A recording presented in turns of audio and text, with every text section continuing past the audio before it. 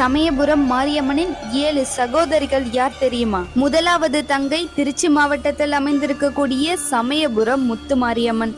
இந்த மாரியம்மன் பல நோய்களை போக்கும் கசப்பு சுவையுடைய வேப்ப மரத்தை கொண்டு தன் பக்தர்களை காத்து வருகிறாள். இரண்டாவது தங்கை திருச்சி மாவட்டம் லால்குடியை சேர்ந்த அன்பில் முத்து மாரியம்மன். இந்த கோவிலில் கண் குறைபாடு உள்ளவர்களுக்கு பூசாரியால் பச்சிலை மூலிகளாலான சாறு கண்களில் பிழிந்துவிடப்படுகிறது. இந்த மாரியம்மனின் சக்தியால் ஏராளமான பக்தர்களின் குறைபாடு நீக்கப்பட்டுள்ளது. மூன்றாவது தஞ்சைக்கு கிழக்கே உள்ள புன்னைநல்லூர் முத்து மாரியம்மன். தஞ்சையை ஆண்ட சோழ பேரரசர்கள் தஞ்சையை சுற்றிலும் 8 திக்குகளும் எண்வகை சக்திகளை காவல் தெய்வமாக அமைத்தார். அவ்வாறு அமைக்கப்பட்ட சக்தியே புன்னைநல்லூர் மாரியம்மன். அம்மையால் பாதிக்கப்பட்டவர்கள் பிரார்த்தனைக்காக இங்கு தங்கியிருந்து குணமடைந்து செல்கின்றனர். அடுத்தது புதுக்கோட்டை மாவட்டத்தில் நார்த்தமலை என்கின்ற ஊரில் அமைந்துள்ள நார்த்தமலை முத்துமாரி